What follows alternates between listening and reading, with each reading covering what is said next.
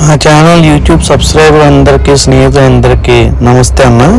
ఈరోజు మనం ఆంధ్ర స్టైల్ పచ్చిపులుసు ఎలా చేయాలో తెలుసుకుందాం.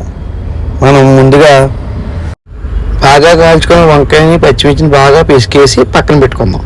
తర్వాత ఉల్లిపాయలని కట్ చేసి పెట్టుకుందాం. ఉప్పు, బెల్లం కోరుకుని చింతపండు పులుసు కూడా తీసుకుందాం. వంకాయ,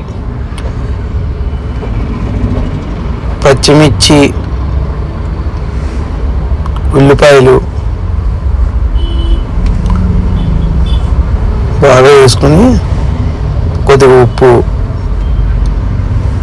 వేసుకుని బాగా పిసికేసి బాగా పిసకాలి. టేస్ట్ అవ్వండి, బాగా పిసకాలి. బాగా పిసికాక బాగా కలిసిపోద్ది కదా ఇదంతానే, అది అలా కలుపుకోవాలి. ఫుల్గా కలిపేసుకుని మనం పక్కన పెట్టుకున్న చింతపండు పులుపు ఉంటుంది కదా, దాంట్లోకి వేసుకోండి. మొత్తం మిక్స్ చేసేయండి. బాగా మిక్స్ చేస్తే చక్కగా మన ఆంధ్ర స్టైల్ పచ్చి పులుసు రెడీ అయిపోయింది. కొద్దిగా బెల్లం కూడా కలిపేయాలి.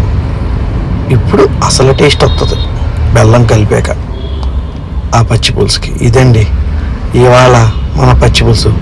ఓకే, అందరూ ప్లీజ్ సబ్స్క్రైబ్ అండ్ ఏం చేస్తారు, లైక్ చేయాలి. Please like and share to my YouTube channel.